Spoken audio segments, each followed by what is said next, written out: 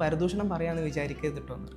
ഇത് പറഞ്ഞാൽ സൂക്ഷിച്ചാൽ മതി. പിന്നെ അടുത്തത് പറയാൻ വേണ്ടി പോണത് നല്ല അടിപൊളി പരദൂഷണമായിരിക്കും. നമ്മൾ ഡെയിലി അടിച്ചുകൊണ്ടിരിക്കുന്ന പരദൂഷണം ഉണ്ടല്ലോ, വലിയ പ്രശ്നം പിടിച്ച കാര്യമാണ്.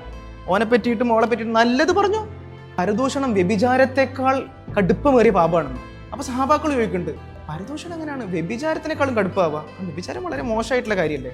വ്യഭിചാരിയായിട്ടുള്ള ഒരാൾ അള്ളാഹിനോട് പൊറുക്കലിനെ തേടുന്നതോടുകൂടി അവന് ചിലപ്പോൾ എന്ത് ചെയ്യും, അള്ളാഹ് പുറത്തു കൊടുത്തേക്കാം.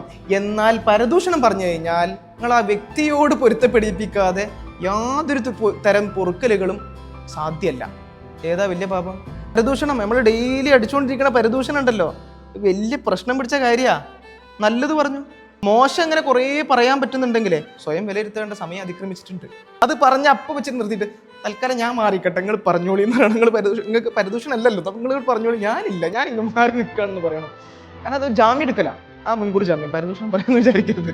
അപ്പം അങ്ങനെ കുറേ ആൾക്കാർ എന്നിട്ട് ഓള് ശരിയില്ല, ഓൻ ശരിയില്ല, ഇങ്ങനെ കുറേ സാധനങ്ങൾ അടിച്ചു വിടും. അതിന് വേണ്ടിയിട്ട് മുൻകൂർ ജാമ്യം ചോദിച്ചാൽ പറയാൻ എന്താണ്, ഇല്ലാത്തൊന്നും പറയുന്നില്ലല്ലോ, ഇല്ലാത്തതൊന്നല്ലല്ലോ, അത് പറഞ്ഞ ഇതിനേക്കാളും വലിയ പ്രശ്നമാണ് നിമിത്ത് കളവ് പറയല്.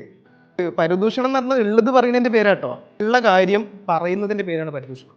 പുതിയ ജനറേഷനിൽ പരദൂഷണത്തിന്റെ അംശം കുറവാണ് ഞാൻ കാണാൻ.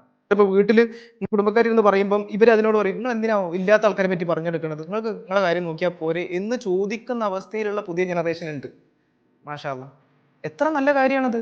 അതിനെ പ്രോത്സാഹിപ്പിക്കുന്നതിന് പകരം ഓന്റെ പാൻറ് ഇറങ്ങി എന്ന് പറഞ്ഞിട്ട് അതിന്റെ മേലെ ഓനോട്ട് കച്ചറ ഉണ്ടാക്കുന്നത് പറഞ്ഞെടുത്താൽ മാറ്റാൻ പറ്റുന്ന കാര്യങ്ങൾ, ചെറിയ ചെറിയ വിഷയങ്ങൾ.